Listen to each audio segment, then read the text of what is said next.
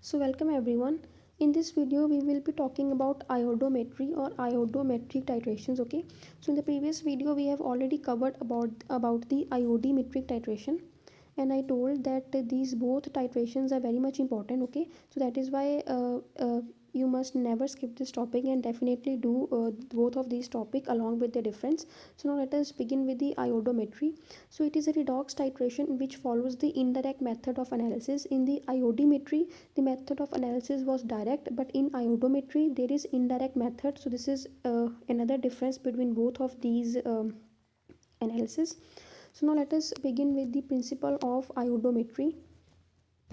So in this what happens that in this iodine is liberated in the analyte solution through oxidation of iodide, and liberated iodine is titrated with strong reducing agent. So before explaining this, let us just quickly recall what happened in the iodimetry.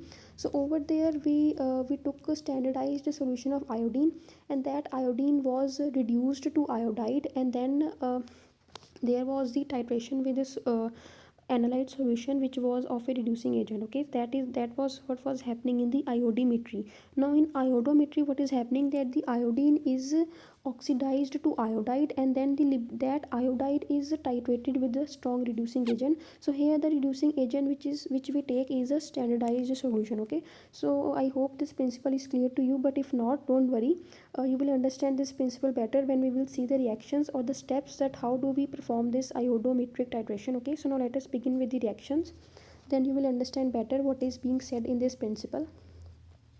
So here are the reactions, or you can say the steps which are there in iodometry. So firstly we take a strong oxidant solution, example CuSO4. Okay, so a strong oxidant solution is taken in an iodine flask, which means that if we take CuSO4 solution, so we have these cupric ions. Okay, so we have a flask, in that flask we have taken a strong oxidant solution, and in this we have taken example of copper sulfate. That means we will have these copper ions in our solution. So now what we'll do to this solution, we will add excess of potassium iodide in the presence of any acid. Okay, so now what will happen that when we will add excess of potassium iodide, so these cupric ions, they will react with this potassium iodide, and this iodide will get oxidized to iodine. Okay, this iodide will get oxidized to iodine. So here I have written iodide gets oxidized to form iodine. Now what will happen that starch indicator is added to the solution. So we know from here onwards the same steps will be there which were there in our iodimetric titration. So iodine will react with the starch indicator to give a blue colored solution. Okay, so now the solution is then titrated with the standardized sodium thiosulfate solution.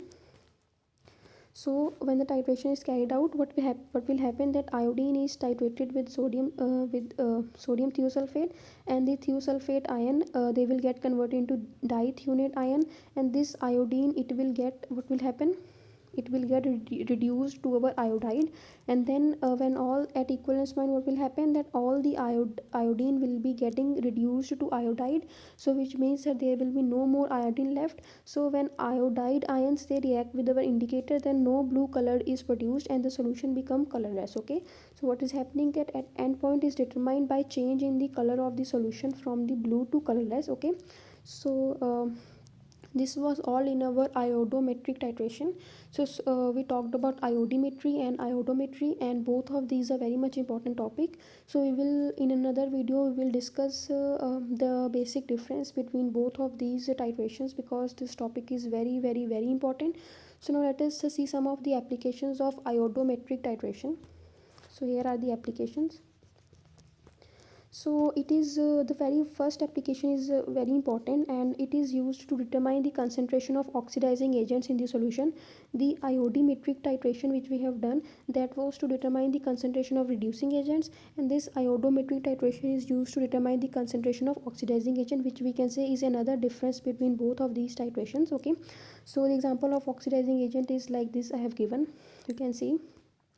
The second application of iodometry is that it is used for performing the assay of certain substances such as mannitol and phenylnedione. Okay, So another application is that it is used in the determination of thyroxine in the thyroid gland. Okay, so these are a few applications of our iodometric titration, and I hope you like this video, and thank you so much for watching.